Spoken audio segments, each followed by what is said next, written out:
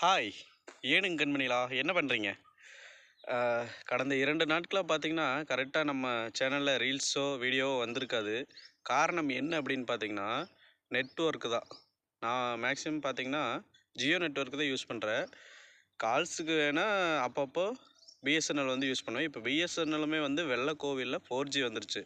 So, அப்பப்போ அதை use பண்ணிகிட்டு இருந்தேன். சரிங்க. முந்தா நேத்துலருந்தே பார்த்தீங்கன்னா, இந்த ஜியோ நெட்வொர்க் சுத்தமாவே கிடைக்கல. அப்பப்போ ஃபோனே போகாம இருந்தது. அப்புறம் ஃபோனு கூட அப்பப்போ போச்சு. ஆனா நெட்டு சுத்தமாவே கிடைக்கல. முக்கியமா அது யூடியூப்ல போனோம்னா ஓப்பனே ஆகல. செம்ம டென்ஷன் ஆயிருச்சு. நம்மளுக்கு ரீல்ஸ் போடலினா அவ்வளோதான். ஸோ அப்புறம் என்ன பண்ணுறது அப்படின்ட்டு அந்த பிஎஸ்என்எல் 4G கிடைக்குதா?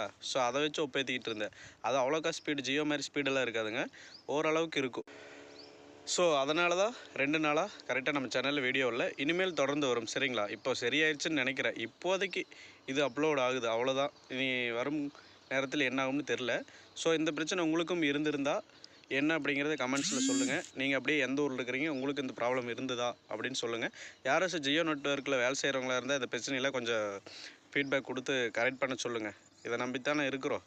ஒரு நாளைக்கு 10 ரூபா ஒரு டீயை வந்து தியாகம் பண்ணுறோம் ஜியோ நெட்வொர்க்குக்காக.